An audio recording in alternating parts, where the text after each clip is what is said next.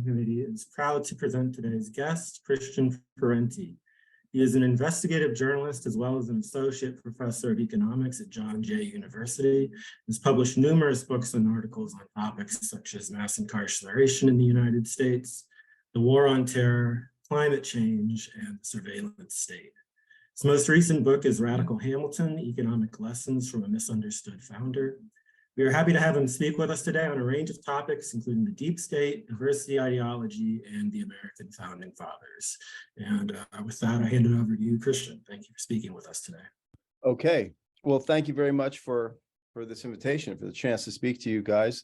I'm actually a full professor now, tenured and full professor. So, but who's counting?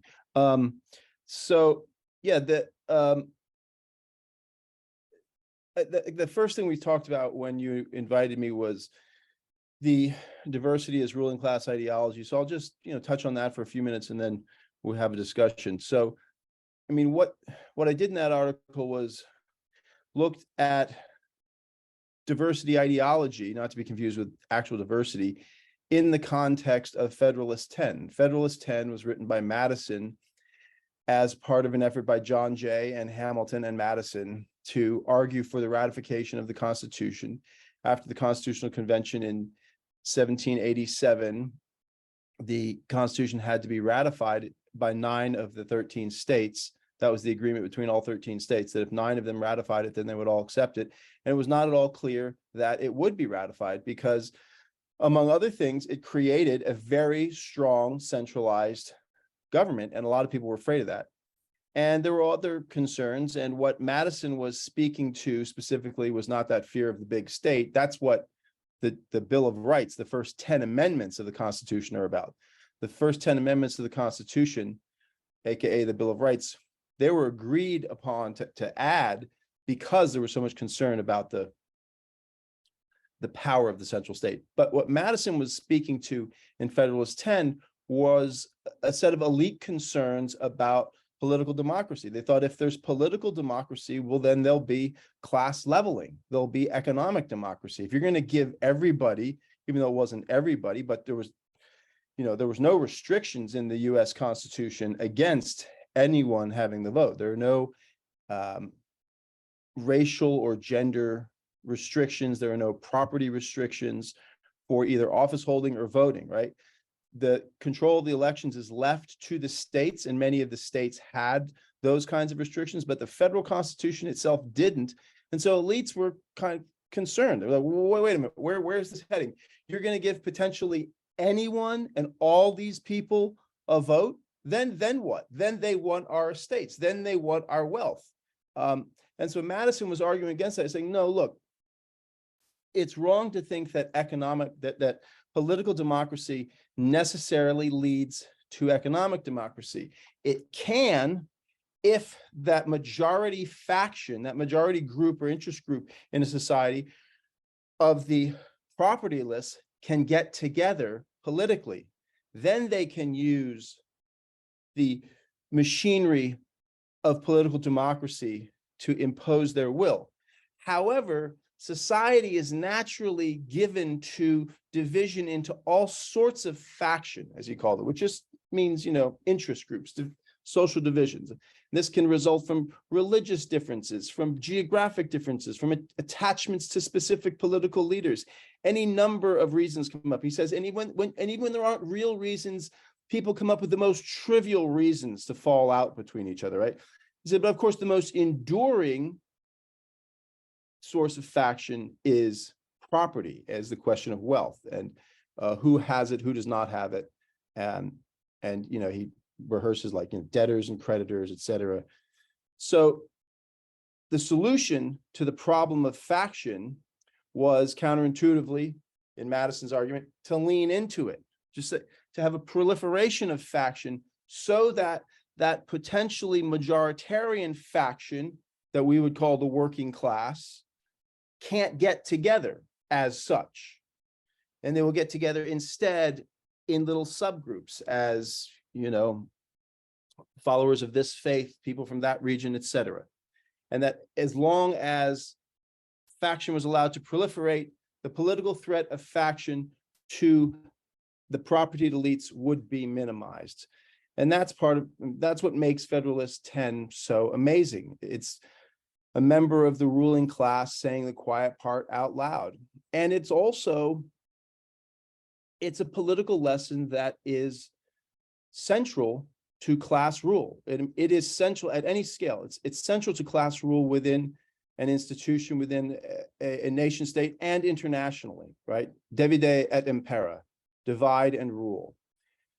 So if you then look at diversity ideology in the context of that, it starts making more sense, right? It's like, well, this is, while there are very real and very legitimate grievances motivating the various groups that are being recognized, at least symbolically, in diversity ideology, nonetheless, the result economically for the majority of people is that this kind of discourse leads to a weaker ruling class, a weaker working class, a distracted, more confused, hyper-variegated working class that is ultimately, in large parts, unable to recognize itself as such. The working class in the United States is increasingly made up by people who cannot recognize themselves as members of the working class. They have any other number of identifications ranging from psychological diagnoses to racial, gender, sexual orientation, religious subset, right? People can come up with all sorts of quite creative identities, but it's getting harder and harder for the majority of Americans to identify as workers, renters, consumers, those who produce the wealth, those who do not own the means of production, right? So that was that's that article in a nutshell. And along the way, in that article, note just how you take something so basic as the discussion of poverty in this country, just how hard it is to find a discussion of poverty in America that is actually framed in class terms. If you Google poverty, what you'll find are endless reports on what group suffers poverty at this rate versus that rate. And what will be very hard for you to find, if not impossible, is a description of who are the poor, right? Who is this class as such, right?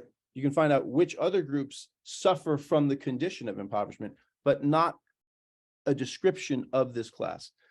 So anyway, there are other things we can talk about as well, the deep state, and the threat to democracy that it poses. I have a piece up at Compact now that continues on that theme, and I've written a couple other pieces at Compact that deal with that. And I think that is very, very important. But I'll stop my initial comments now and take your questions. I mean, I can keep going if there aren't questions, but. No, thank you. Yeah, anyone who has a question, just please type stack in the comments and we will call on you in turn. So, I mean, just to start, I mean, one quote from Madison is, I'll read this quote briefly. If elections were open to all classes of people, the property of the landed proprietors would be insecure. Our government ought to secure the permanent interests of the country against innovation. It ought to be so constituted as to protect the minority of the opulent against the majority. The Senate ought to represent the opulent minority. So from this perspective, you can, end quote. So it could be said that the elite likes minorities because it is one. So how do we separate economic minorities from other minorities as treated by diversity ideology? What's the difference here? Because it seems like go ahead.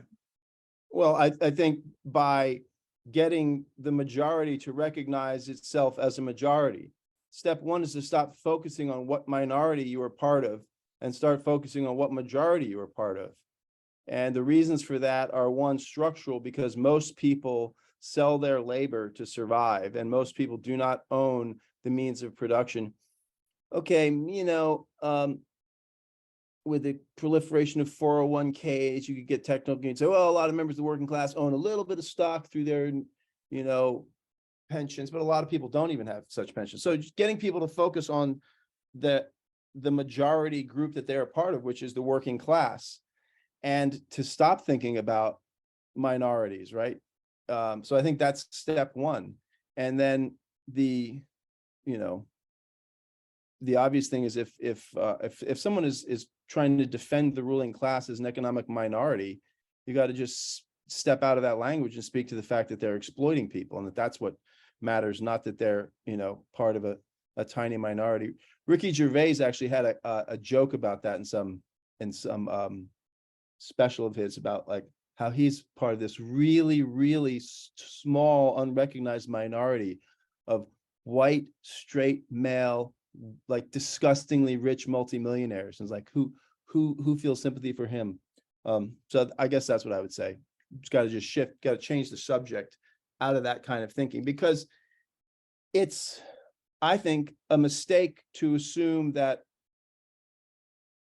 the working class recognizes itself and unites as a result of endless processes of self-variegation, and in every meeting, people trying to come up with an exact,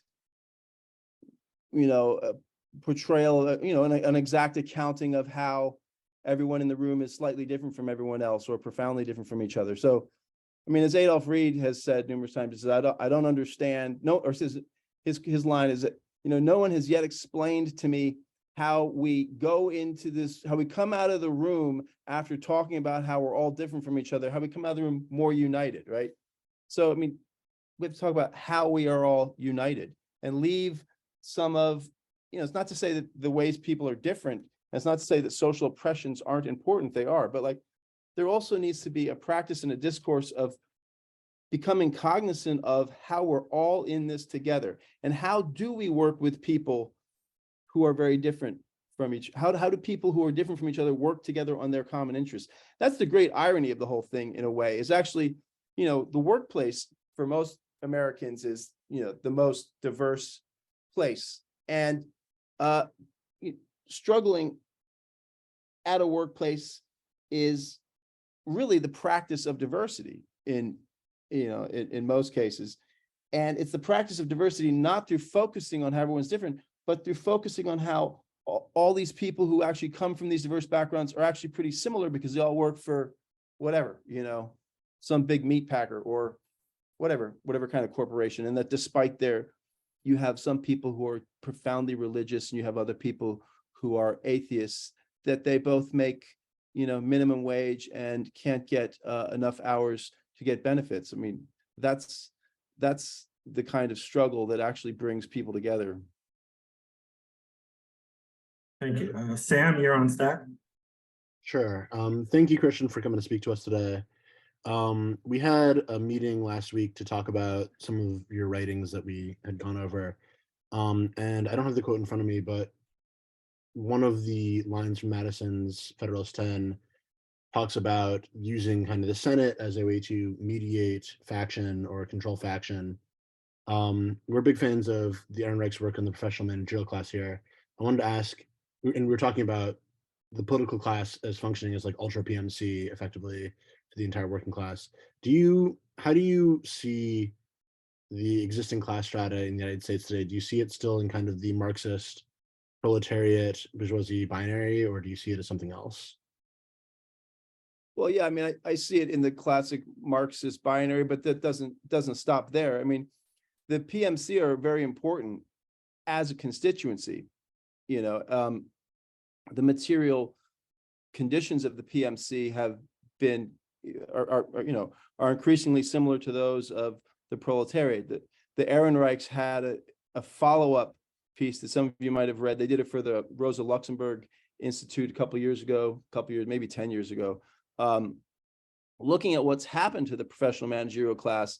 And, they're increasingly proletarianized. I remember one stat from that was about how lawyers, like in 1980, the average lawyer worked for a small firm, and now the average lawyer works for one of 250 transnational legal behemoths, right? So the professional managerial class is being absorbed in a structural sense and being, turned into a kind of white collar proletariat, but they're very important and distinct political constituency, by virtue of their roles managing people.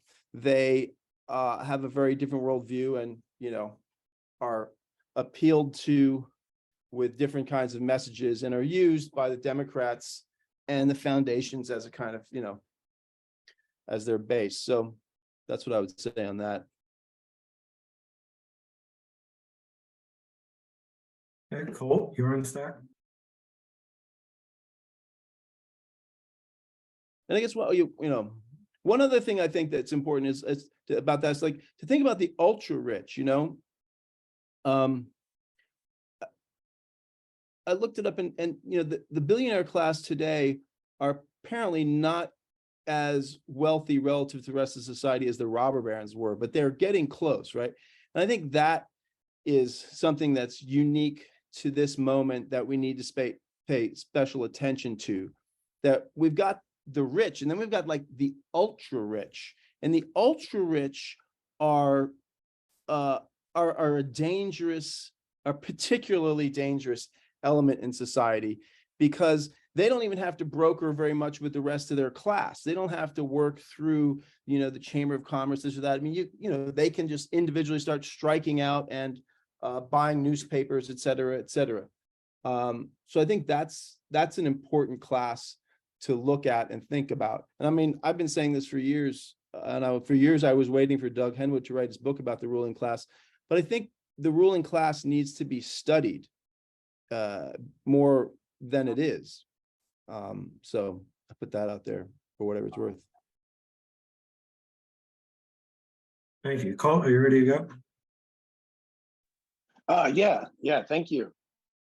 That's so funny that you brought up the robber barons, because that was kind of my question a little bit, just the similarities that you see between a potential populist movement back then, and then obviously the situation and the extreme wealth and greed accumulation of the billionaire class and everything, and obviously the potential to kind of form a broad class consciousness when really it seems like it's like everybody's got a cell phone, so everybody's got like a faction, and it's like this ultra fraction of the working class, and in deflection of people believing against their rational self-interest and everything. So since you've already talked about that, I have just kind of another kind of like little side question. So like in the 1840s and the 1850s, you had like John C. Calhoun, and you had like that hyper diversity rhetoric around like slavery and states' rights and everything. And you had a lot of the elites talking about a civil war, and they're always talking about a civil war, and then that eventually happened. And it seems like today all they talk about is the apocalypse and like kind of like a dystopian sci-fi future. So I was just wondering if you could kind of comment something on that, whatever pops in your head. Thank you. About apocalypse discourse, yeah. Yeah.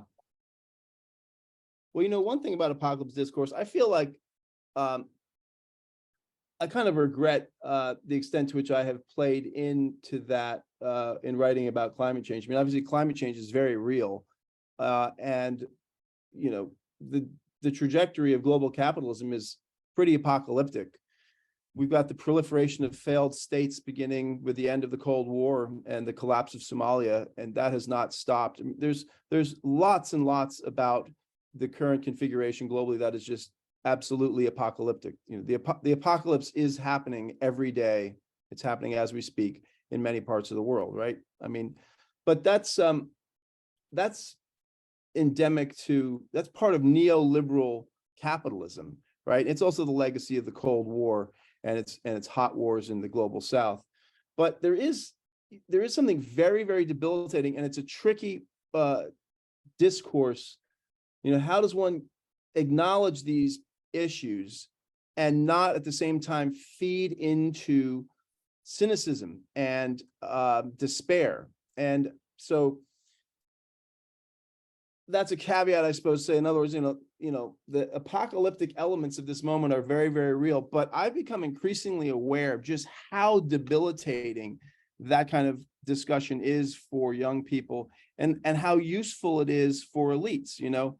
And you see it most clear. I saw it most clearly in COVID, right? And COVID was in many ways, you know, the deep states and the ruling classes' wet dream. You know, they had this emergency that just allowed them to do whatever they wanted to do, and they got mass consent for doing so. And as a result, there was this massive upward transfer of wealth. And it is, you know, it seems like there's elements in that, the planning class, the political class, the philanthropic leaders who are really, like, you know, have a taste for that rule by emergency. And I think that the future is going to be full of much more of that, and that the left, in terms of COVID, I mean, a piece that I wrote, I don't know if you all have read it, for the Gray Zone, was very critical of the left and its embrace of the lockdowns and the vaccine mandates, and, you know, everything that went with that moment. I thought it was shocking. We saw the most dramatic infringement of civil liberties in peacetime, and really the most dramatic infringement of civil liberties in this country since World War II. Probably, you know, it was different, but in some ways it was as bad or worse. And the left, far from resisting, endorsed it and championed it, you know. And everything that the left had helped establish about that moment was forgotten. The idea of agency capture, a suspicion of these huge corporations, particularly around medicine and big pharma, right? All these critiques out the window.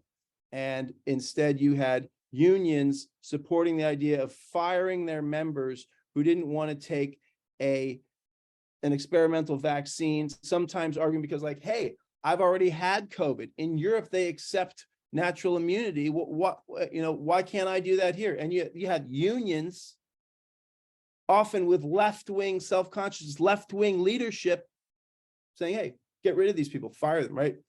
So that was deeply shocking to me. And you know, what I see coming out of COVID is that there's a taste for rule by emergency has been rekindled among political elites all over the world.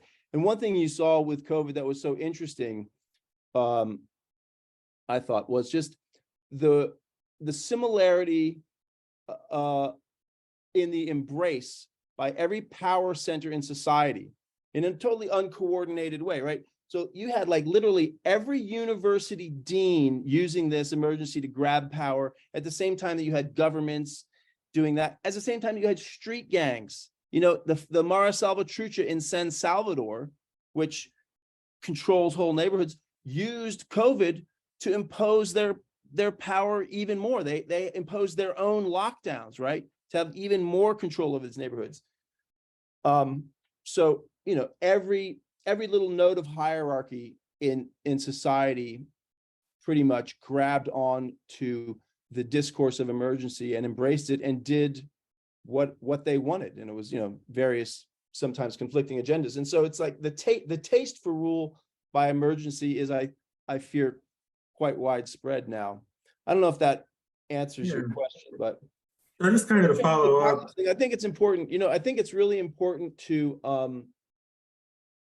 remember in terms of climate change. You know, we do not know, science is not perfect. Climate change is real. Everything, the whole hockey stick thing could happen, but it might not happen. And whatever the case, it's like, we have to believe in the future and, you know, struggle for the future no matter what. And that, you know, treating that kind of science that the world is going to end in 10 years, it can, you know, treating that as totally infallible, I think can be dangerous. And I think I might have, you know, cast that science in a, you know, a little less critically in my book Tropic of Chaos than I would now. I mean, the hockey stick, like, abrupt climate change could happen, but it might not. You know, there's a lot of things that, you know, 10, 15 years ago, they were saying there's going to be more and more intense hurricanes. And they turned out they were wrong. Hurricanes are forming on water, but they're landing less often because they didn't calculate in that rising land temperatures would like increase the offshore wind that was pushing hurricanes, preventing them from landing. And so, it's like, so these models are not perfect. Climate change is real, it's terrifying, but it's like, we cannot live as if the world is going to end in 10 years, because it's not. It's going to just, be more of the same. In 10 years and 20 years and 30 years, we'll still be here and we'll still be dealing with, problems that are fundamentally rooted in unchecked, unbridled capitalism, increasingly authoritarian politics, absolutely massively overgrown and totally out of control police and intelligence bureaucracies, right? These are the issues we've got to be dealing with. And militarism, so on this, militarism. on this topic, one thing that we're interested in is just thinking about how the left and progressives in America have in recent years in many ways become the party of the establishment, or have, supported establishment, whether it's the squad voting for arms for Ukraine, or as you were talking about, the COVID lockdown. So like, how do you account for this change in the left's own self-perception and activity, basically? Yeah, it's very interesting. Well, I think that it goes back to efforts to co-opt the left, right? That to some extent, this project developed not with the idea of turning the left into a vehicle for governance, but that it was baked in, that baked into the counterinsurgency against the new left in the 60s was the project of co-optation. It says in the COINTELPRO directive, right? It's like the mission is to misdirect, right? And in one of those compact articles, Will the Left Stand Up to the Deep State? I quoted one of the more important sources on COINTELPRO.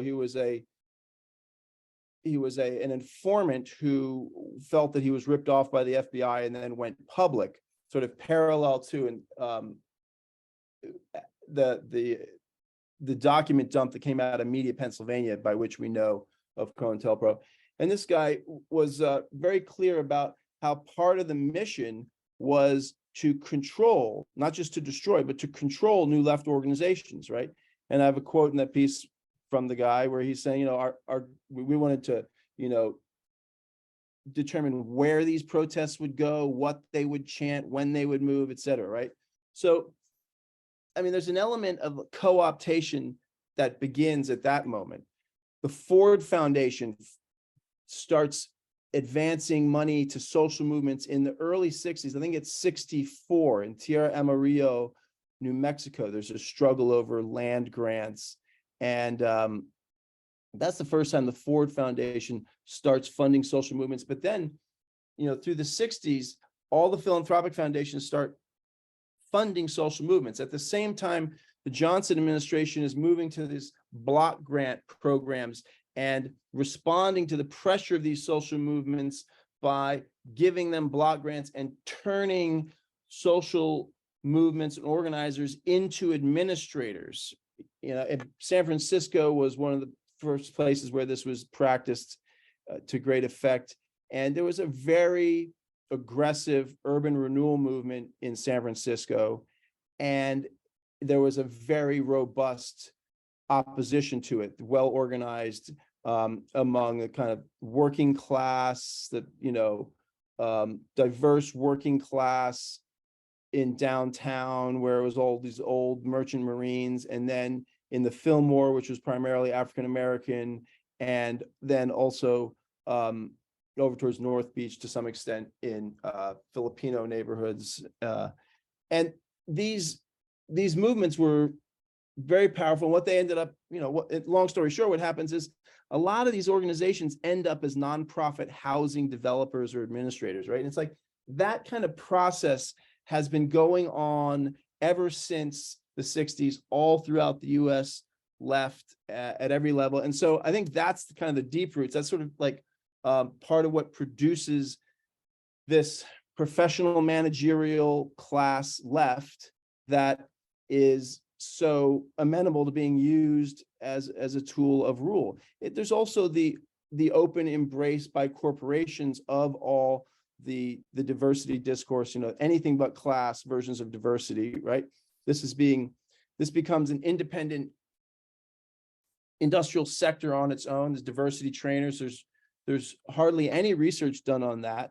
When I wrote that article, I looked into that, and the number that's quoted is now like almost, I think, 15 years old. It was no, sorry, it was about 10 years old. There was one study by Gardner, one of these consulting agencies or something, about the diversity, equity, and inclusion consultancy industry. And I forget what they came up with. It was 8 billion or 13 billion or something like that. But I mean, that was a long time ago. So, there's this whole kind of like industry of this. You've got the intellectual class that, many of whom feel radical and are radical and want to help build a more equitable and humane society, yet they're in these hierarchical institutions like universities and newspapers, where there are certain third rails. Frequently, one of those is class. So they want to exercise their politics, but they're also constantly aware that, like, okay, you don't question American empire too aggressively, and don't get too into class. But you can actually, there's increasing room culturally and professionally to lean into the question of oppression and diversity rather than economic exploitation. And so, you add all this up, and then the cherry on the cake is Trump and Trump derangement syndrome.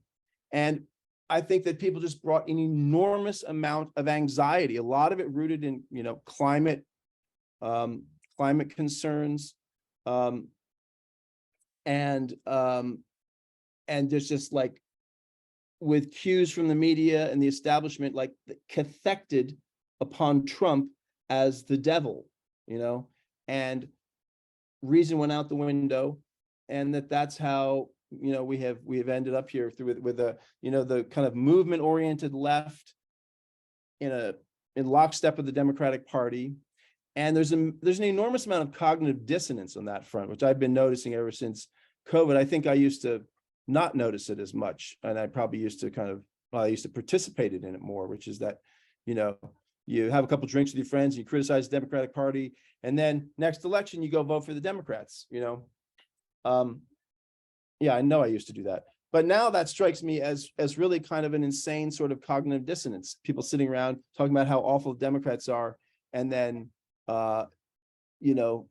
refusing to stand up to them, and forgetting the fact that the left historically gets more from the Democrats when it's a problem, right? Like, even if your framework is just reformist, it's like, organization and disruption and autonomy from the Democrats helps get the goods. I'm not going to be so naive as to say that it doesn't help to be in the room and all this kind of stuff. But I'm not proposing just some sort of adolescent anarchist fantasy that if you yell loudly enough at your parents, they give you what you want, right? But it's like the left has to have some autonomy from the Democratic Party. It has to be able to be like, okay, so what? So you guys lost the election because we didn't vote for you. We ran our own candidate.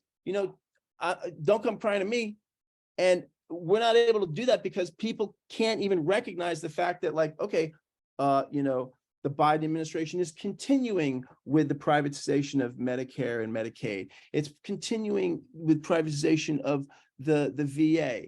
It basically continued much of Trump's border policies. Its foreign policy is even like worse and more aggressive than his. And it's like, would it really be the worst thing in the world if we didn't have Joe Biden as president? I'm not convinced it would be much worse. I mean, I think that on the environmental front, deregulation, workers' rights, a Trump administration would be much, much worse. But internationally, we would not be dealing with a war in which the largest atomic power plant in Europe sits on the front lines and it has lost power 6 times. And I mean, even if you're a pro-nuke leftist, you should be concerned about that, right? I mean, you could spin this, you could say, okay, props to the pro-nuke crew. These nuke plants really do hold up well under all sorts of conditions. I mean, Fukushima survived by and large, this is my understanding, survived the earthquake. But what happened was that the tsunami overtopped the wall and then came down and then flooded the generators, which were sitting on the ground rather than up off the ground. Had the generators been up off the ground and the tsunami topped that wall and the grounds of the nuke plant had flooded, they probably would not have lost power and there probably would not have been a meltdown. So, even if you're one of these pro-nuke types, you should be freaked out by the fact that the Zaporizhzhia nuke plant has lost power 6 times during this war. And if that thing blows, there's no Soviet Union to send 270,000 liquidators over there with total exposure tires of like only 2 hours each, dumping concrete on the thing. So I do not think we would be facing this problem if Trump had been elected. So I'm not advocating for Trump's election at all, but I'm just saying, the left living in total, utter terror of the Republican Party is crucial to why the left has become basically just a tool of Democratic Party governance. Yeah. Thank you. We're going to get back to stacks. So Adam, are you still here with a question? Adam isn't here. I think we should go to Chicago. Okay, Chicago, you're on. Oh, sorry. Adam. Hey, yeah, I'm here. I'm in DC. Oh, okay. Go ahead. To ask was about going back to what you said earlier about I can't hear you, Adam. I can't hear you. I'm sorry. I'll call back in later. Well, no, I can hear you now. You were just too far away from the machine. Okay, great. So the question I wanted to ask was about your comment about how the ruling class needs to be studied. So what I just wanted a little bit more information on that. Like, what would be the questions of those studies? What would be the research question? Well, who they are, where they are, how they rule, what they do. William Domhoff was, who wrote Who Rules New Haven, then Who Rules America Now. There was a whole little subdiscipline of this ruling class studies influenced by C. Wright Mills to some extent. And what they looked at was the methodology was interlocking boards. So William Domhoff, who's still with us, he was trying to sort of come up with a methodology to define ruling groups. Like, can you say there's a ruling class? And his answer was yes, that you can see it through these interlocking, boards of directors, right? There's a very good book by Mizruchi, is his last name, Mark Mizruchi, and called The Fracturing of the Corporate Elite, or the Fragmenting of the Corporate Elite. And he teaches in business history or something like that. And, he looks at the kind of disintegration of the American ruling class. And his thesis is that with neoliberalism and the rise of, alternative finance, shadow banking, that the role of banks on corporate boards has changed, and that the role of the bankers on corporate boards was sort of like the bankers were the connective tissue. That's where the kind of class consciousness entered more readily than, it entered from all different places, but that was a very consistent place at which a kind of larger class message could be introduced into the decision-making of the board of directors of this or that company, right? And that with neoliberalism and deregulation and deindustrialization and the increasingly financialized quality of American capitalism, that the old line investment banks play less and less important role in the corporate culture of the leadership. And so things have become more fragmented. That's Ms. Rucci's argument. So, I think the studies, discussion of the ruling class would be those kinds of things. Like who are they? Where do they get their ideas? What is their relationship to the state? What is their relationship to each other? What is their relationship to the intelligence agencies? And how do the different industrial sectors play out in this? What role does energy, domestic energy and extractive industries play what are the factions in this class? I mean, is there really much of a division, or how big a division is there between the kind of Coke industry, libertarian, privately held? So yeah, and looking at the different factions and how they relate to each other. Those kinds of questions. Okay, Chicago is on stack.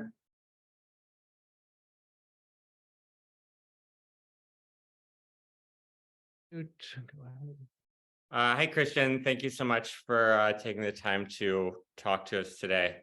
My question, I also, can you hear me? Am I coming through? I can hear you, yeah.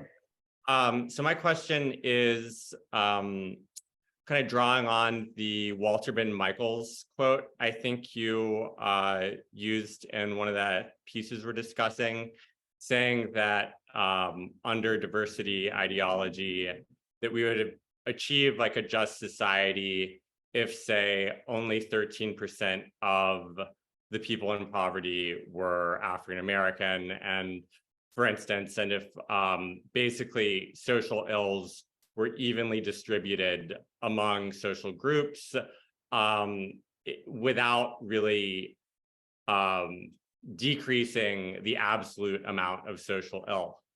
I've always thought that quote gives like the diversity ideology and the ruling class a little too much credit, in that it implies that they're like actively working to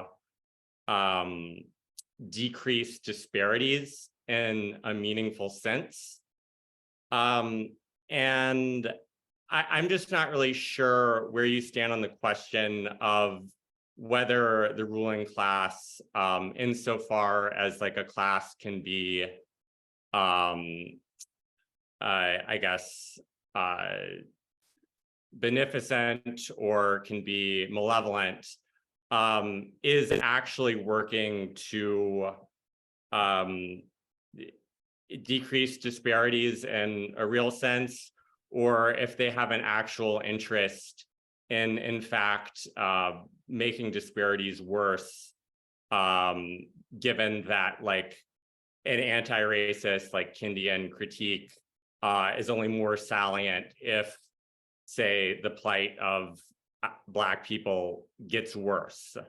So I was just kind of wondering where you stand on what the actual motivations of that class would be.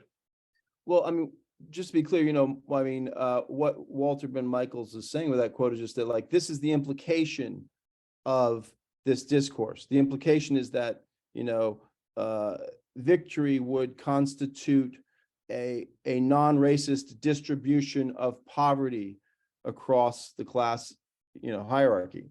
And that would certainly be less racist, but it wouldn't change the class equation, right? If you had 13% of the 1% were Black and only 13% of prisoners were Black, right? That would be a much less racist America, but you would still have the class hierarchy. So he's just, saying that seems to be the implication of the disparity discourse in terms of, the ruling class. I mean, yeah, I think that there is real commitment to diversity. Yeah, I mean, there's probably also fake commitment to it, but I think there's also real commitment to it, and I think there has been a proper change in the professional managerial class and elites. It's not approaching that the exact proportions, but I mean I think they take it very seriously. So yeah, yeah, I mean, I think they take it seriously. I don't think it's like all a big act. Like, I don't think that as soon as they close the doors, they have a totally different conversation. I mean, part of this has to do with, here's something that should be studied if the ruling class is studied. Ruling class discourse. How do elites learn to think and talk? And what relationship does talking and thinking have? And so, one thing I think that goes on is that when you're in a professional situation, you have to be concerned about legal consequences, right? So if you're in an institution and you're skirting the edge of the law, you're going to be very careful not to say, hey guys, we're skirting the edge of the law here. You know, like I suppose it could be legal if we get rid of this waste in this fashion, but we really should probably do it in that fashion.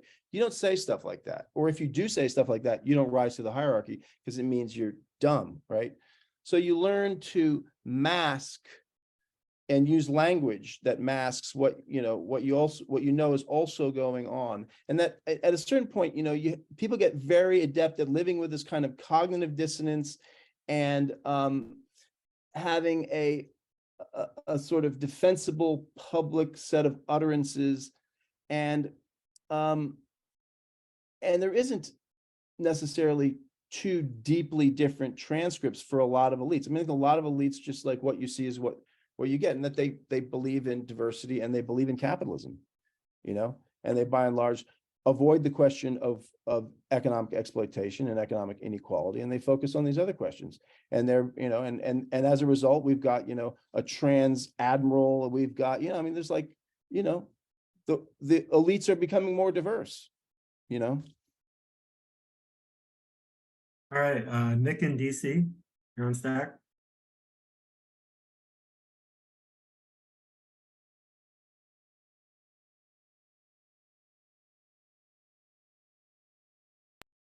Hi, can you guys hear me okay? Yes.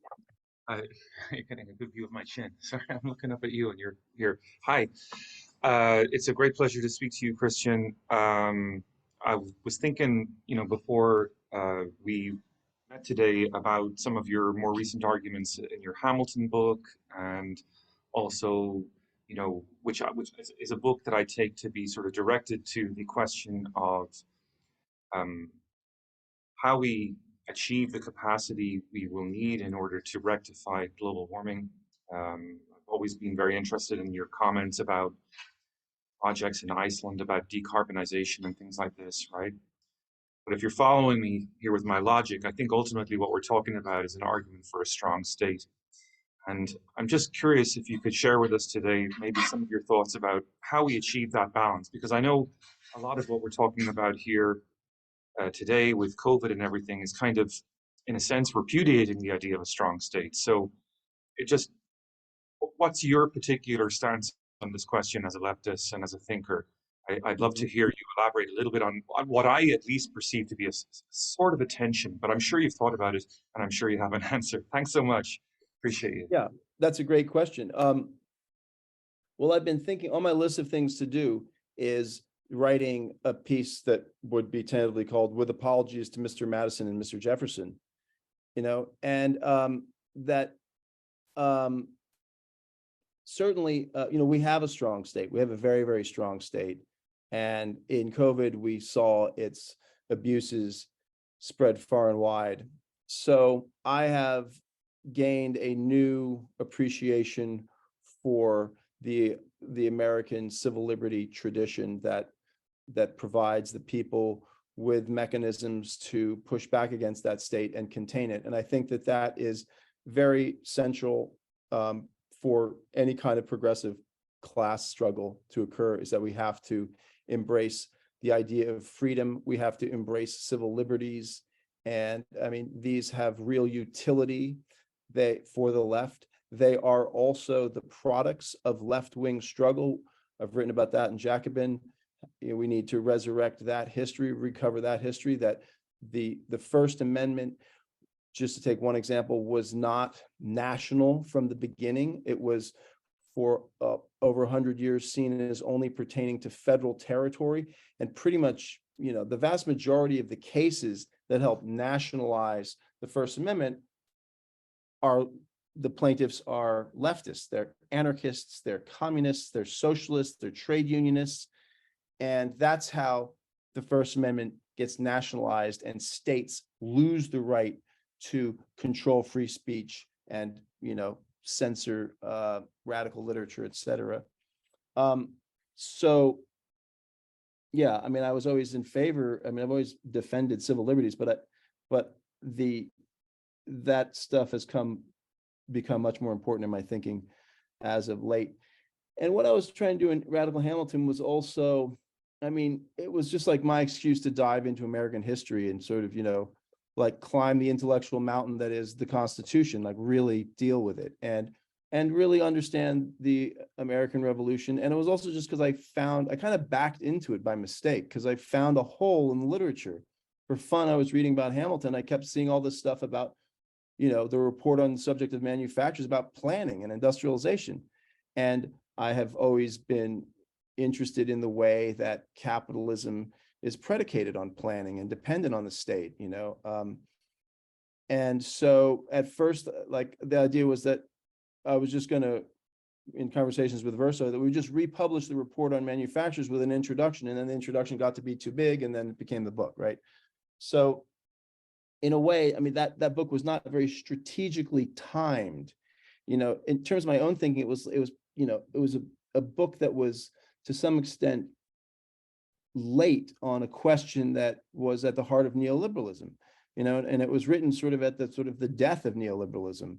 And that question is like, what is the real relationship between the state and the market? And, the real relationship is that the state precedes and presides, and that the market is a function of the state. And you can go back to, into like, the transition debates. I mean, look at the role of the state in nurturing capitalist economic activity so as to tax it, so as to use those resources for war making. I mean, this is central to the development of capitalism.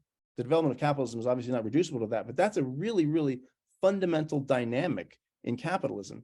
And so, Radical Hamilton was trying to Americanize that story, tell that story in an American context. And so I don't think I was necessarily arguing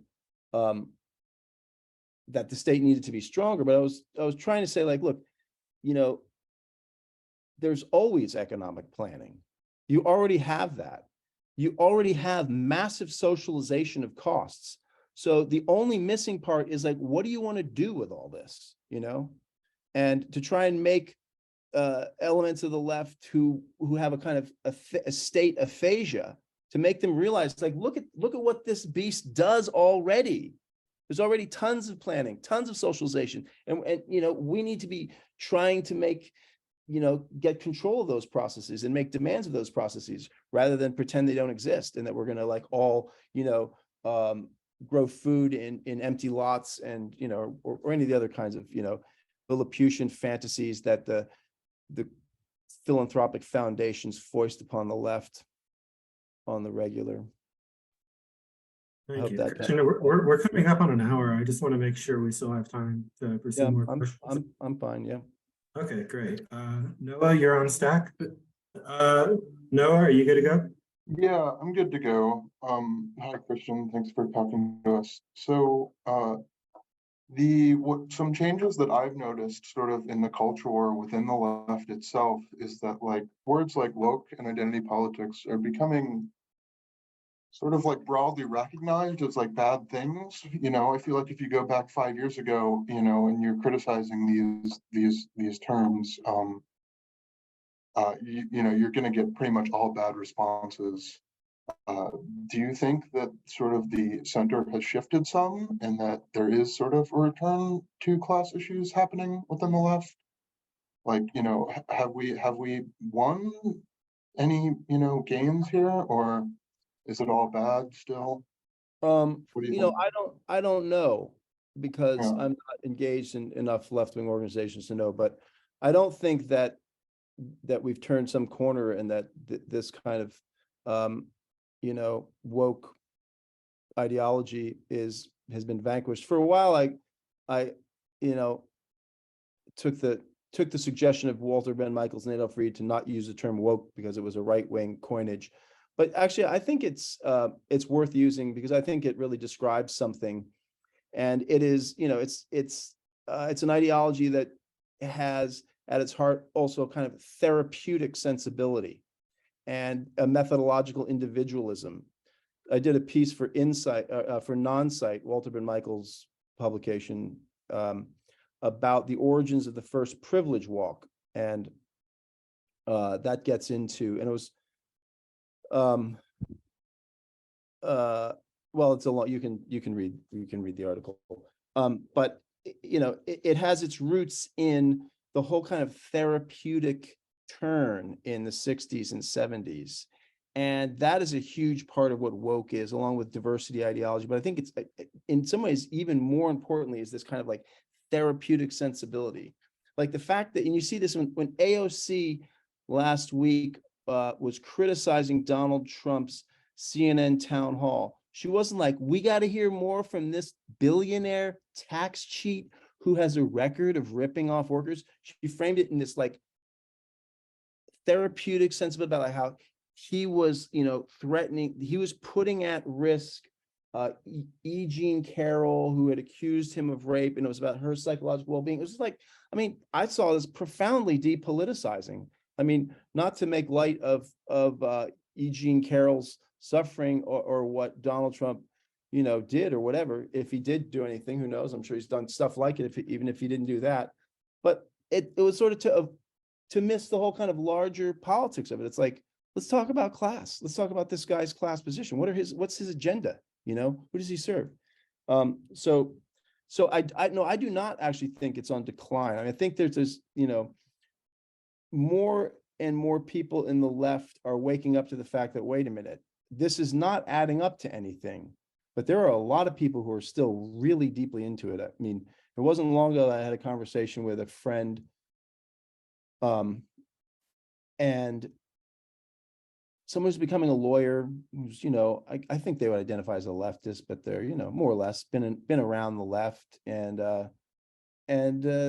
this person, like cancel culture came up, and their line was, there is no such thing as cancel culture. It's accountability culture.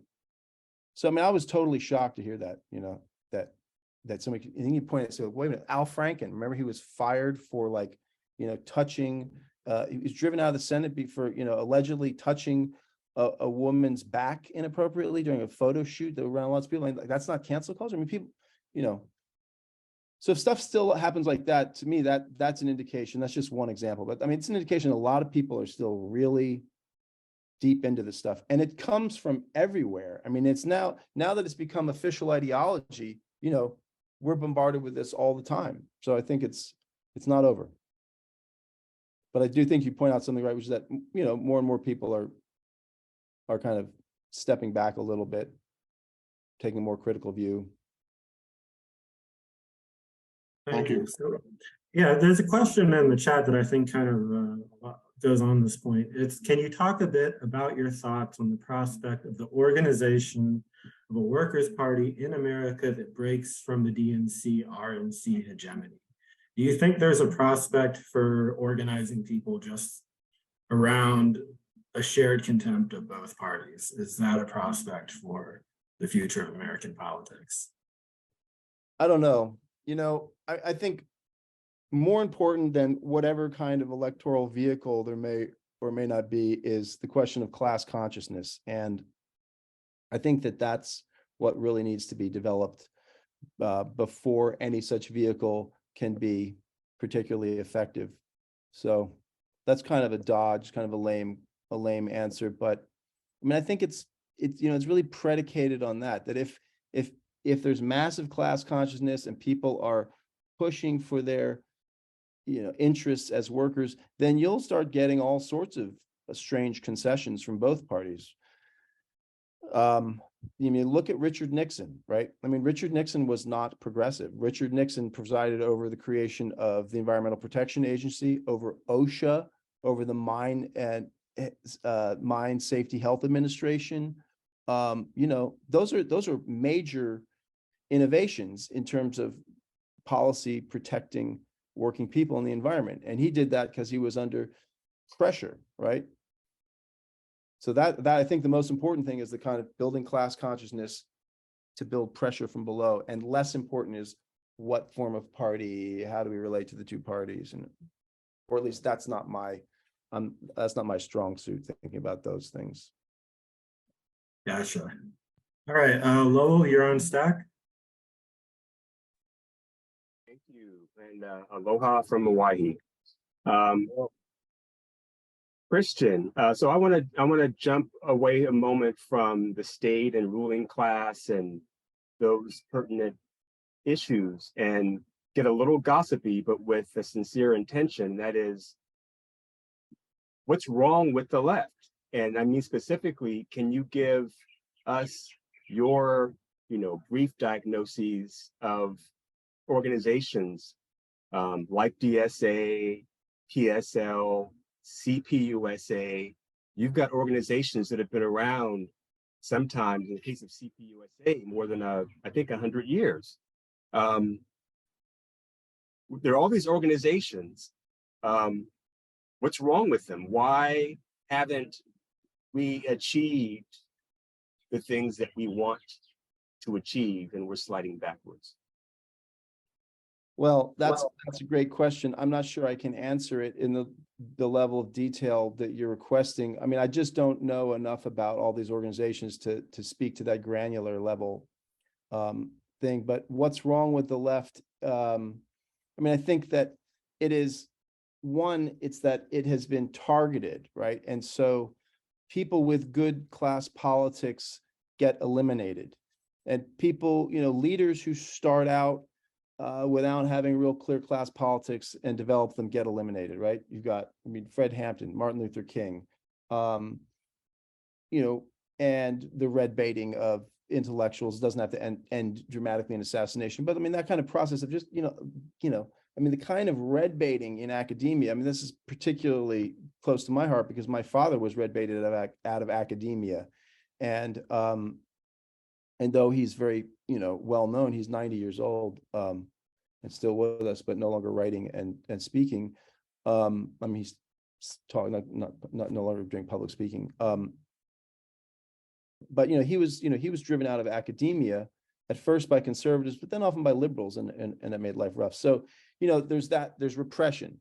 And then at the same time that there's repression, there's the project of co-optation that's being funded by the foundations. And they are, and also the kind of federal block grant programs, which turns organizers into administrators of housing programs, of social welfare programs. Organizing and agitation becomes advocacy, quote unquote, and there are jobs for the leadership class. So that co-optation and professionalization process helps confuse people further. And so there's a stripping away of any kind of class politics, and into the vacuum comes, ever more rarefied forms of diversity ideology and this kind of, therapeutic sensibility that you have to guard against harm, that you have to, include, sacrifice everything on the altar of sort of like the most vulnerable among us. Not that the most vulnerable among us don't actually need protection, they do, but it's like when it becomes a kind of fetish. You saw this in the example of I think it was the 2018 DSA convention, where there's the viral clip of someone gets up and says, "Please don't clap." Actually, a student at John Jay, we have a fantastic master's program in the economics program where I am a professor. We have one of the few places where you can study heterodox economics, where it's not just neoclassical economics, where you can read Marx and Keynes and lots of economic history. Anyway, one of our recent graduate students was actually on the steering committee of DSA, and I asked him about this recently. I said, "What actually happened with that? How was that decision made?" He said his recollection was there was no decision. That was basically somebody from the audience was like, "Hey, the clapping's really loud. We have, people with conditions here. Can you not clap?" And it was just like out of a kind of like etiquette, a sense of sort of like being nice and taking care of vulnerable people, someone got up and made this announcement, and everyone was like, "Oh, okay, we have to do this." That there was actually no reason to discussion about that. So, that's a perfect kind of encapsulation of what's wrong. It's like, what are you thinking? You want to take state power, and then you want to totally transform economic relations, and you don't want people to hoot and holler and clap and yell at the political convention? I mean, how does that add up? It's insane, right?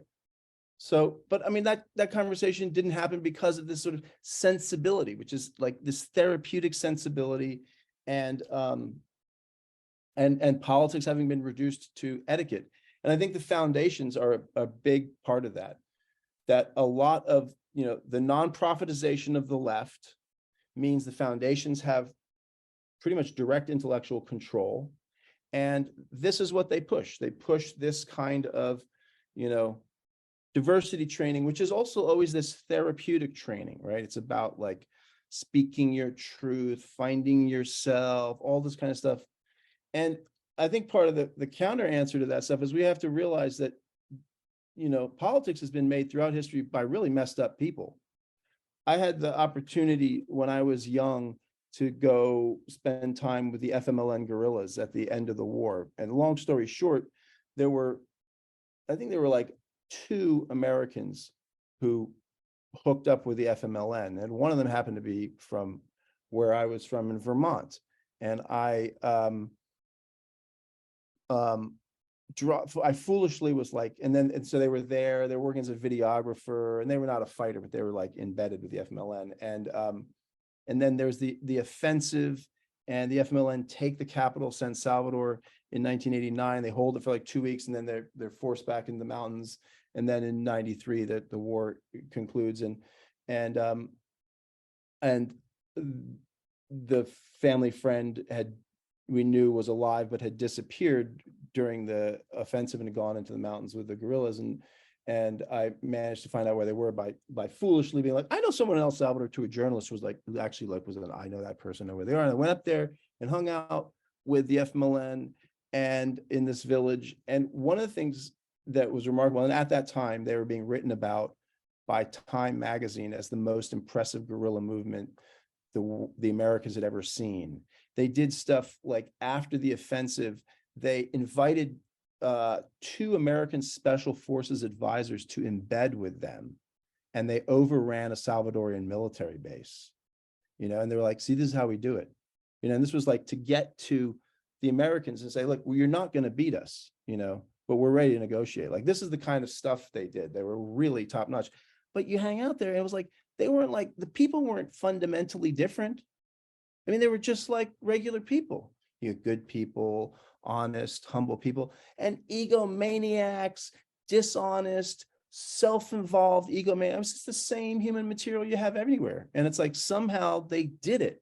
And it wasn't by making sure that everybody had healed and done the work and was a nice person before they got down to politics. They got down to politics despite the fact that there were, that their movements were full of the same psychological problems that our movements are. So I don't know what we do with that, but I guess we got to turn away from the self a little bit, and we got to, develop a kind of, group sensibility. And it's like, and learn the part of etiquette and manners that has been forgotten by this therapeuticization, which is a type of politicized, politics as etiquette, which is like, to not share your feelings all the time, to like keep it to yourself, and think about the larger group and just sort of like the greater good and just carry on. So, I mean, I'm like I said, I'm not answering it specifically like the pathologies or failures of this or that group, but so I'm speaking to your question in a broader cultural sense. I know that's not the full answer we need, but No, thank you. I appreciate it. Thank you. Yeah, I think your point about therapeutic culture is very well taken. And I think it's particularly disgusting to base any political movement on the therapeutic well-being of individuals. It's fundamentally individualistic. It's fundamentally antisocial. I mean, it's a means of passive aggressive control that, masquerades as mental health. It's disgusting. So anyway, going back to Stack, Colt, are you still with us? Yes, I am. I'm currently driving on my way to work in the 100-degree weather, according to my truck in New Orleans down here. So Christian, just to bring it, man, everything that you're saying is just like kind of right up my alley, man. So speaking of groups, and group thinking, The Chinese right now seem to have, and correct me if I'm wrong, they seem to have kind of picked up the mantle of 18th century economists and like, I guess what, classical economists, trying to free the market from rents. And then somehow kind of the capitalists have inverted it to where now the public pays for all the rents, and then while the capitalists take all of the gains from the land and the rents and everything. And that seems to be what China's doing, and it seems to be working. They seem to be kind of uniting the Eastern world, if you were. So I just wondering if you could kind of comment on that, and just kind of your opinion on what they're doing. And they also seem to be not using like diversity language or that kind of thing over there as well. So yeah, I just wondering if you could comment on that. And thank you for coming to our group or whatever. Thank you. My pleasure.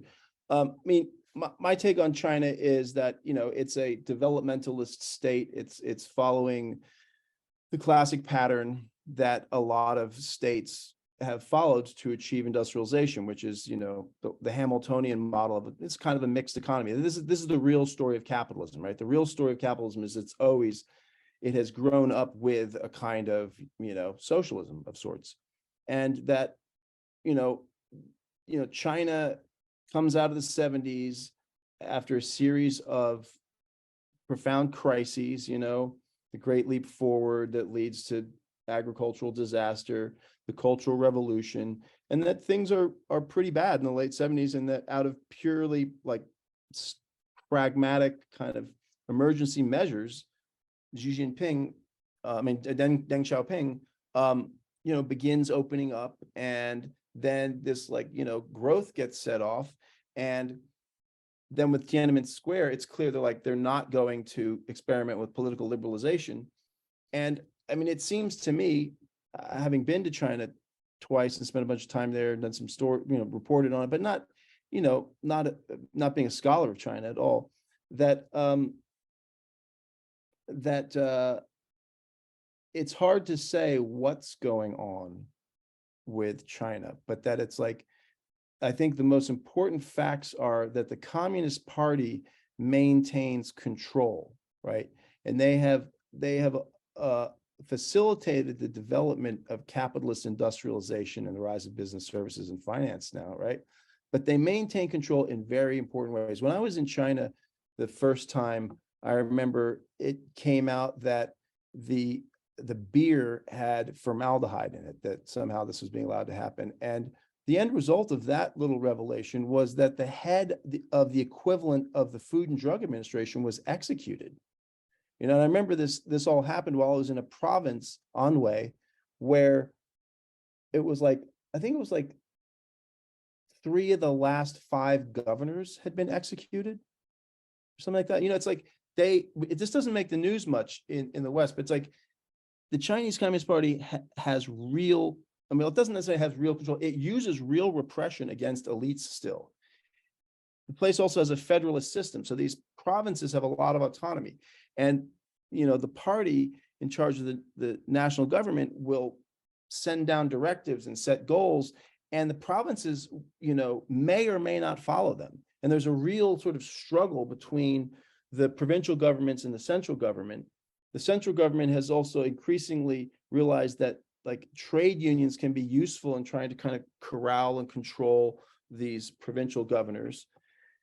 So I mean, I think that what's going on is that China is trying to eliminate poverty and create development, and that there are people who are millionaires and billionaires who are part of the Chinese party and are not who have no interest in giving up their wealth. And I think there are probably people in the Chinese Communist Party who have a kind of egalitarian nationalist sensibility, that they're that they maybe don't want to, at the end of the story, once development is achieved, eliminate the capitalist class, but that they're very clear about social stability, raising the standard of living for people, and continuing this project of developmentalist growth. So that's how I see China, and I don't really know enough to know what all the real kind of ideological factions are in the ruling class, but there's clearly there's a nationalism at the heart of it, and there's a commitment to social stability at the heart of it. And that's what allows the Communist Party to, occasionally use violence against some of the richest people in the society, because it's like, you are not free to challenge the party and challenge this project, because they're all old enough to remember the Cultural Revolution, when they were sent down to the countryside, right? When they were in these like struggle sessions where things were totally out of control. There was a train full of weapons headed to Vietnam that was stopped and looted by rival factions of the Red Guard, who then had gunfights in the streets of the city of Gao in southern China. And the PLA had to go in and put the kibosh on that. I mean, this is like, things got totally out of control in China, and China has a long history of instability and foreign meddling. And it's like, the current generation of leaders, that's not an abstraction, that's something they lived through, right? So it's like, I think that's important to understand about China. It's not sufficient, but it's important. Thank you. Meg, you're on stack. Hi. So I'd like to shift focus just a little bit here and ask you, where do you think there is an opening from an organizing perspective, or even just starting at the rhetorical level, to get the segments of the left, even including those who purport to be socialists, to take seriously these, recent revelations about the FBI? And I mean, I have just been like, distraught and appalled at the extent to which it's considered a wrongthink to take seriously or even read the Twitter file revelations. And so you mentioned Doug Henwood. He's a prime example. There's also Nathan Robinson. There are people years ago I used to respect that I have actually, like, it just seems like they've lost their minds. But I mean, I see this as a real emergency. Like, if there's not some sort of resistance to this capture, and this is a class issue. So I'm just wondering what you and what other people think is the opening rhetorically, or what do we appeal to? But then, as just in closing, I would like to thank you for your article, The Lockdown Left. I think it was a brave article at the time that you wrote it. I'm sure you must have gotten some backlash, but that's kind of consistent with the sort of trend that I've seen since the pandemic, of just this overarching concern to not support and thinkingly not do anything that's going to support the right, even if there is there are real, abuses that are going on that really need to be addressed, and to totally ignore the fascism of the Democratic Party, and and this resistance to populism that might be right-wing populism, instead of trying to, do some deep canvassing, capture these people alive with. There just seems to be a real hysteria, and I just like to know what you and others think is the opening. Is there any opening here? Great question. I mean, I think the opening is class issues. Now, how do we use that opening? That's a different question. I totally agree with what you're saying.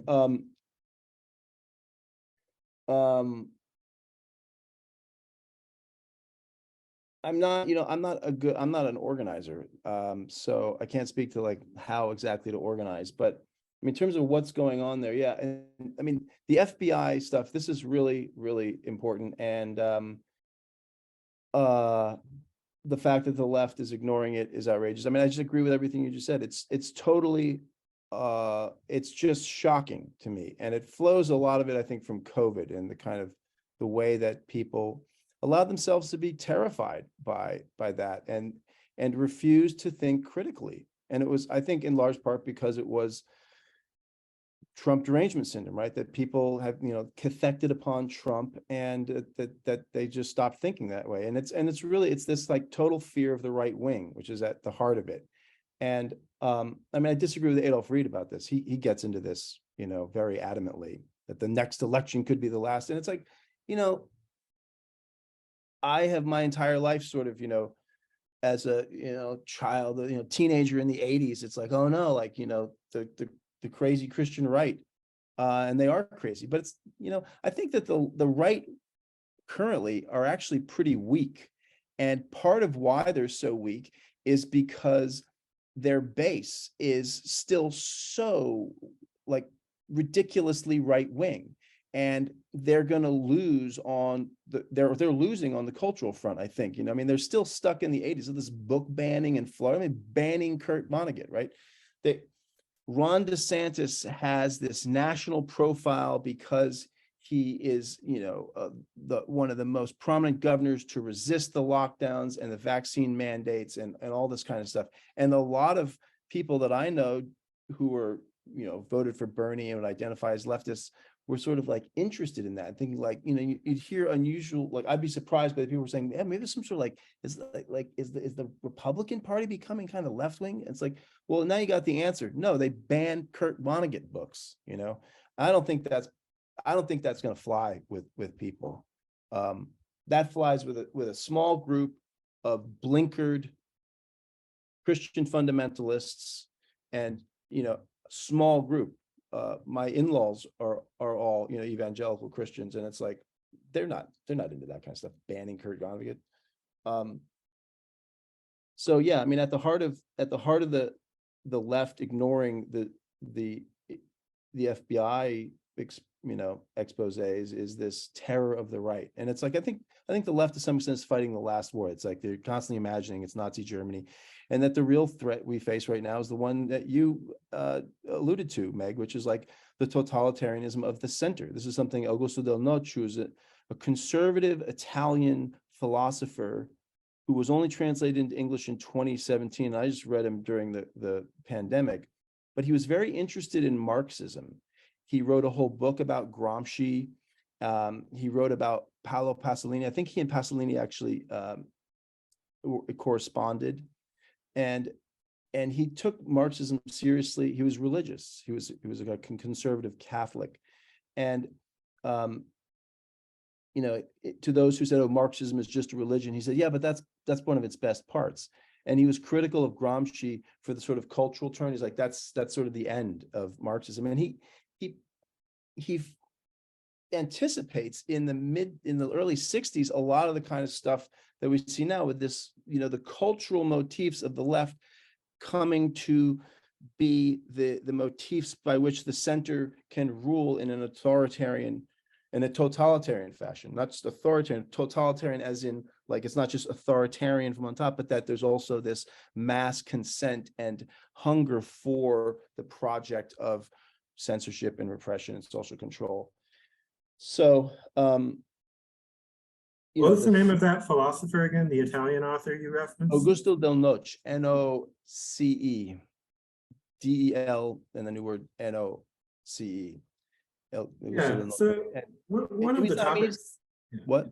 I was just going to go off of that. One of the topics Class Unity has been pursuing a lot lately is the idea of fascism and how do we understand what fascism is. And we've done a lot to look at, say, the political economic origins of Nazi Germany, but then also of the American war machine. So just in terms of today's American politics, like what does that word mean? Terms? Should we understand fascism? Yeah, I don't think that the Republican Party are fascist. I mean, I think that the threat comes from, the totalitarian threat right now is really from the center, and that the left has been co-opted into that. And in terms of the FBI stuff, I mean, let's just be clear in case anyone hasn't read these articles, right? It's like, I mean, we now have mounting evidence that the FBI has tried to influence the outcome of the last two elections. And even if you are, support the way that those, this most recent election went, I think one should be very concerned about that, and that should not be allowed. intelligence agencies intervening into elections should be a red line that cannot be tolerated and should cause mass outrage. And there are people all across the political spectrum who, if spoken to rationally about this, would be totally on board for reforming these agencies. And that's all being squandered because the Democrats, with the support of the left, are actively trying to sabotage the House committee on, looking into the weaponization of the federal government. Yeah, and I have a recent piece up at Compact that kind of carries on with that a little bit in response to reading the Durham report. So I think that's really important. And in terms of like fascism, it's like, I mean, okay, there are fascist elements, there are fascist movements. We saw that, in 2017 with, these paramilitary groups in Charlottesville and, in Berkeley and elsewhere. But I think that, one of the questions that's been raised by recent revolutions is, what is the relationship of the FBI to these organizations? The Proud Boys, the head of the Proud Boys, had been an FBI informant, Enrique Tarrio, for 10 years. There are like perhaps like dozens, I mean, there are many handfuls of informants in the January 6th protests and throughout these movements of the right, that hit the streets under Donald Trump and create this terrible spectacle because they're doing terrible things, and that's also part of what cows the left into the shelter of the Democratic Party. And I understand that fear and I get it, but it's like, we also need to be doing good investigative journalism and, legal analysis of what the hell's going on here exactly, and no one even asks these questions. It's like, oh, so what? So the Proud Boys were headed by an FBI informant. What's the implication? The implication is that the FBI has some control over this whole organization. That's the implication. So, but they'll use, so there are these fascist elements, there's connections to the state, but I mean, I think that that the US is not going to see something like Nazi Germany. That's going to be different here. We need to be attuned to our own culture, our own history, and the way things are developing right before our eyes. And I do not see a kind of Republican Party going fascist and a mass base of fascist Republicans, having a coup and having a fascist America. Rather, I think it's the warning of Del Noce, that it's like the center, so what Del Noce says is that we know about the totalitarianism of the right, that's fascism and Nazism and their obsession with race. And we know about the totalitarianism of the left, that's Stalinism and the obsession with class and the revolution and the kind of, repression that can go with that. And what we're totally blind to is the totalitarian potential of the center that flies under the, the flag of scientism and even care and, all of these terms that we're kind of uncritical of. And I mean, that's where I see the totalitarian threat. And by totalitarian, again, it's, repressive social control from on high that is being embraced and met with alacrity from below and bought into and even, carried forth by the masses. And you saw that in COVID, it was not simply directives from on high and everyone kind of like sulkily like complying. People were throwing themselves into the project of compliance with the COVID mandates. Thank you. We have a question in Chicago.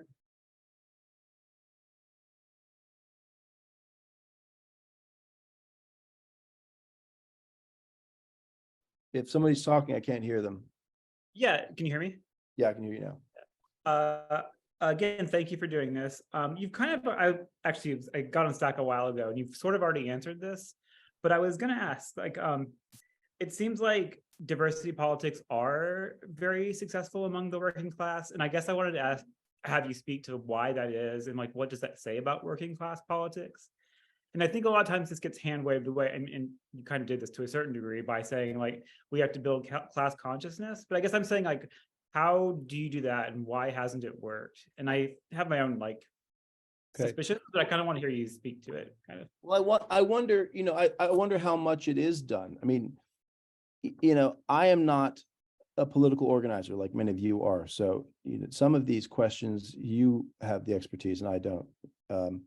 So, I mean, I wonder how much it is done, because I don't see a lot of it. I mean, what I see among my working class students at John Jay is that they're all very open to a class message because it's so real for them. They're all worried about money, and that when those kinds of issues come up, they listen, and they have no doubt that the system is rigged. They live in New York City. They can see it in the geography that there's rich neighborhoods and then the neighborhoods that they live in, and it's like they want to understand why this is. So I mean, I don't really know how much it is done by unions and organizations and stuff like that. I suspect not as much as we think it could.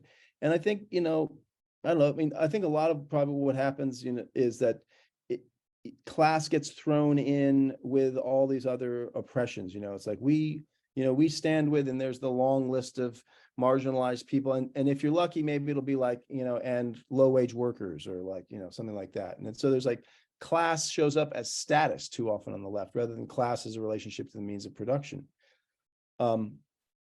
So yeah, I don't know any more than I've said as to why it doesn't happen, except that I think it's probably not endorsed that much. My wife, Marcy Smith Parenti, who wrote a great piece on COVID, even before I did, in the Gray Zone, I recommend that all to you. She ran an organization, a nonprofit called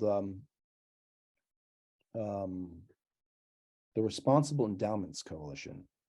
And it organized it was funded by the foundations. And its job was to, organize the student organizers around protests. I mean, its real job was basically to take young activists and muddle their heads with a whole bunch of nonsense and get them to start thinking like fund managers, right? So the whole thing was, students at colleges have to work on divestment. Where does that come from? That comes directly from the foundations. That's where that came up from. And then it came down through Bill McKibben and Naomi Klein and others. But it's like, that's what the foundations were going to fund. They decided that. I think Wallace Global was the one that specifically started that. Now they're all Rockefeller brothers. They're all that's what you do.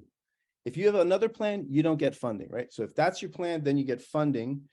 And so she came in and, the place was in disarray. She reorganized it.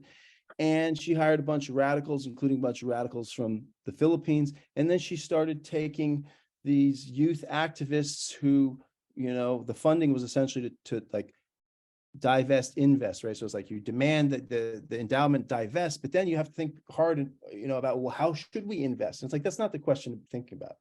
But, so she started taking these activists over to the Philippines she didn't go, my wife didn't go, but her staff, took delegations of these student activists to the Philippines, to villages that were,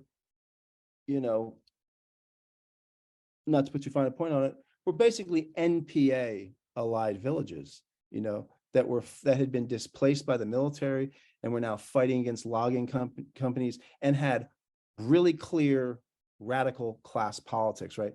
And I told her, I said, the founders are not going with this. And indeed they didn't. They pulled the plugs immediately.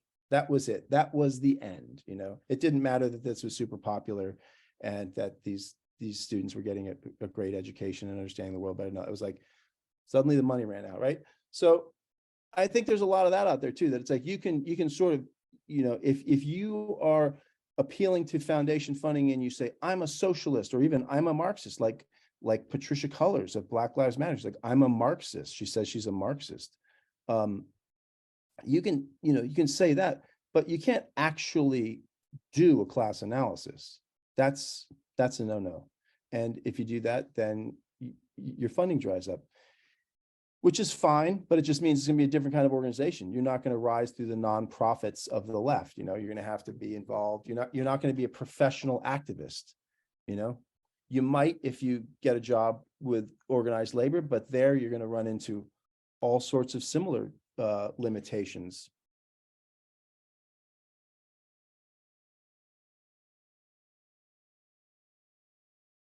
So are there any questions that I have missed? Looking at the stack. This has been a great discussion. Thank you, everybody.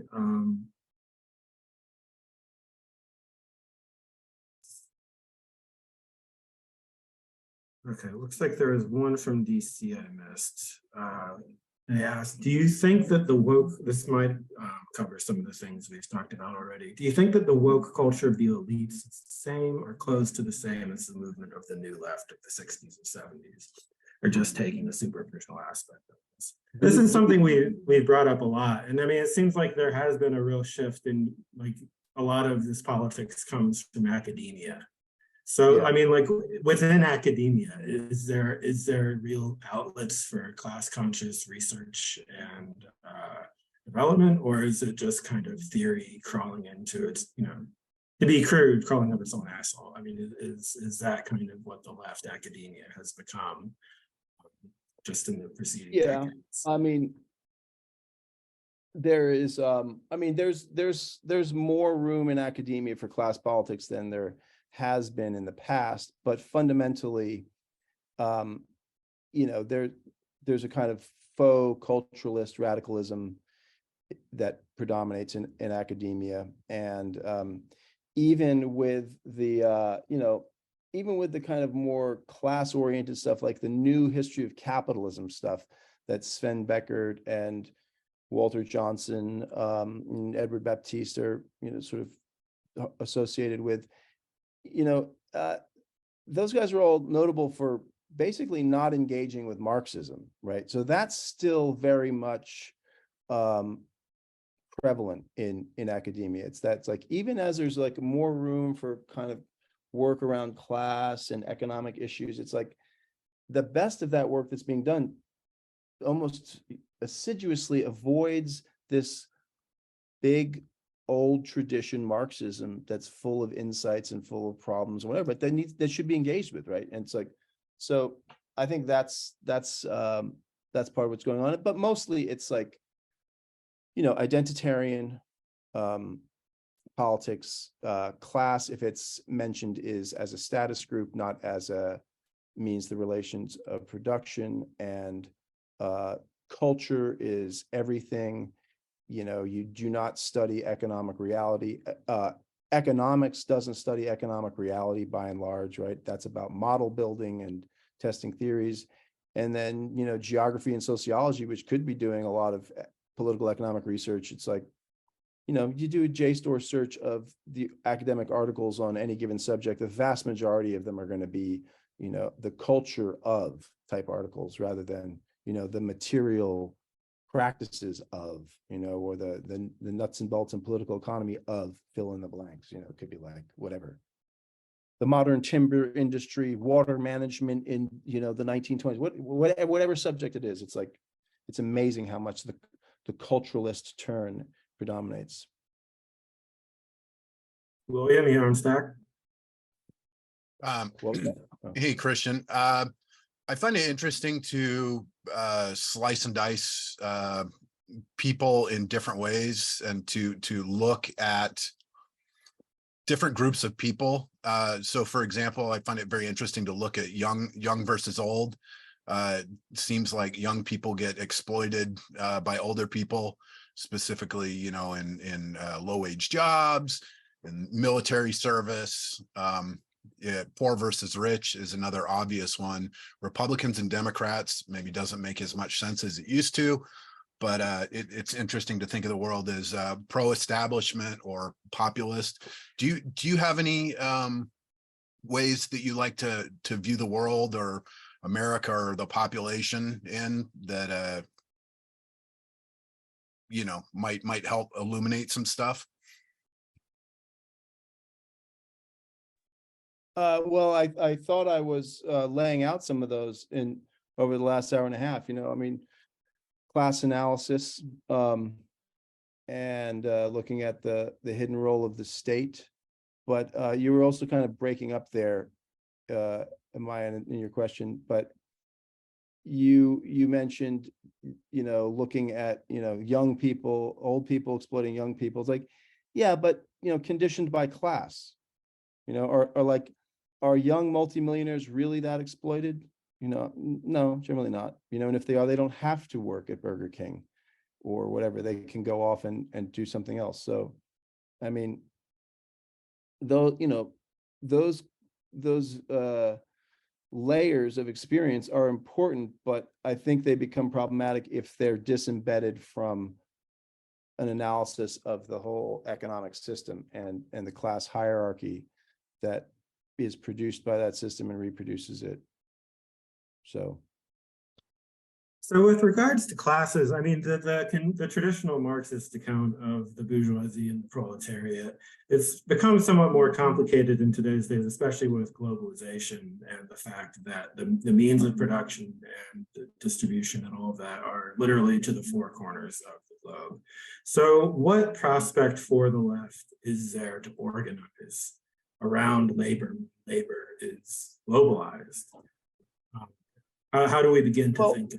I mean, there's lots of labor that's not globalized, right? There's the entire service sector. You can't ship that overseas. And I think there's plenty of options. I don't think the problem is that anytime we try to organize, they move the factory overseas. That's obviously a big part of the story of neoliberalism. That's part of how the working class was politically broken, was through deindustrialization, right? I mean, breaking unions and deindustrialization go hand in hand, but there's enormous amounts of work that can't be moved away.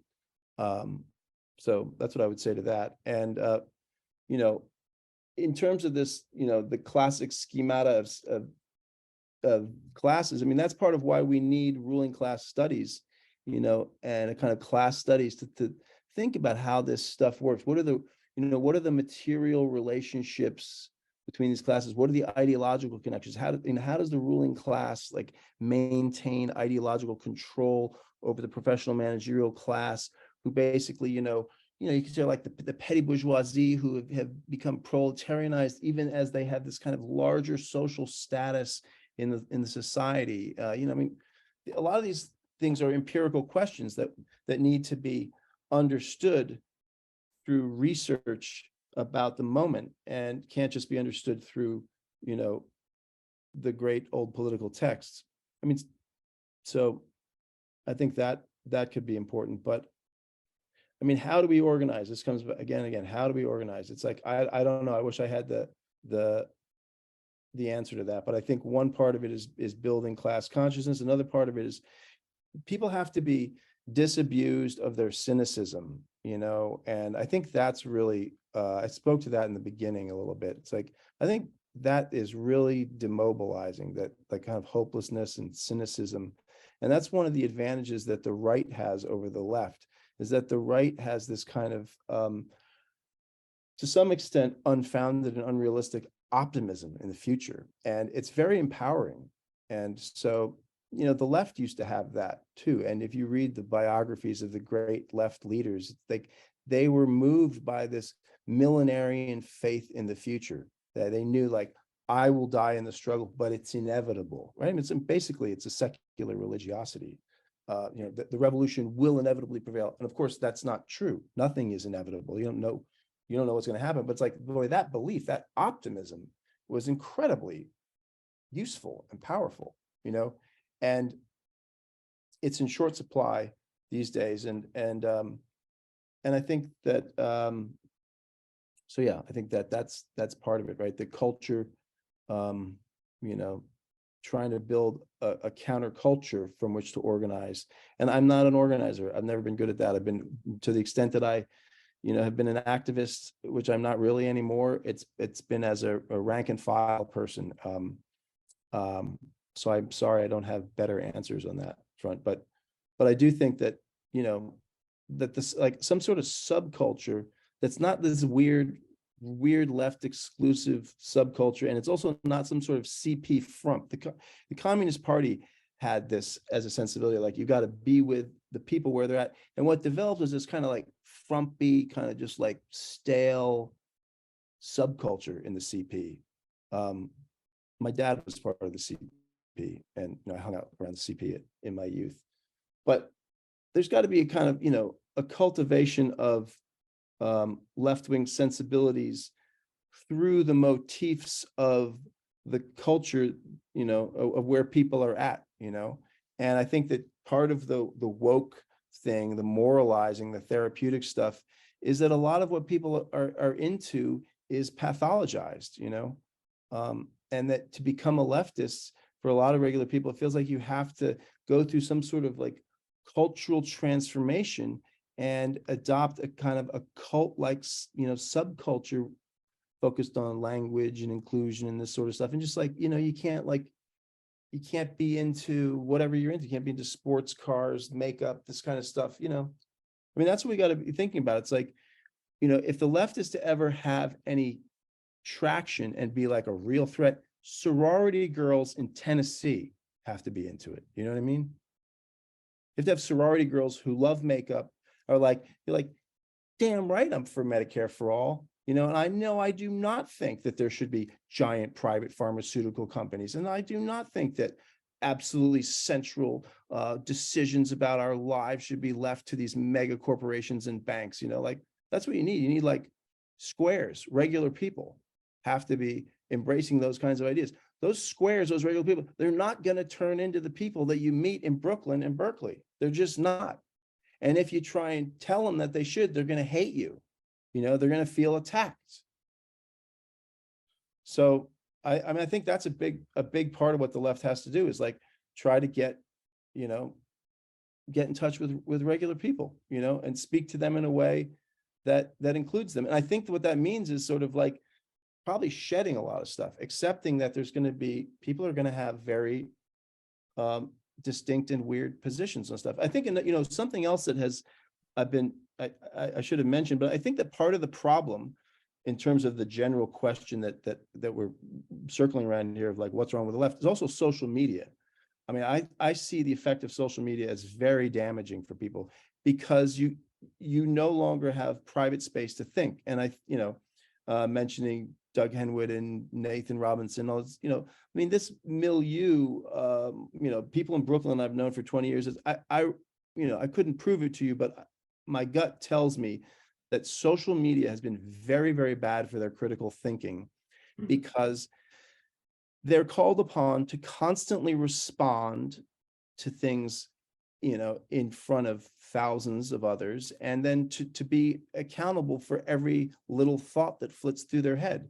And you need some privacy to think critically, and you have to take on ideas, experiment with them, kick them around, and feel free to be like, yeah, I don't know about that, or like, what if I really thought this? It's like, so I don't know what we do about that, but I do think that this Twitter, Facebook, social media subculture has been damaging for the left, and it's part of what gives it its insular cult-like sensibilities and feelings, and thus causes it to alienate squares.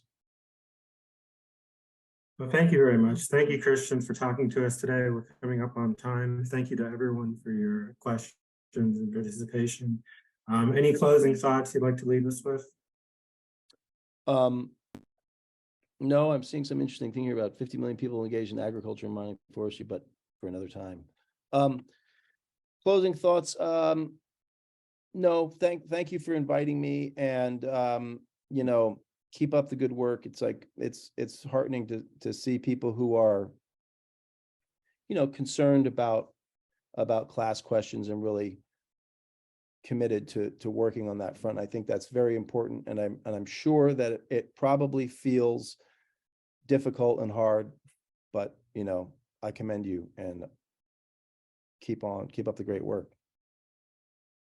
Thank you so much.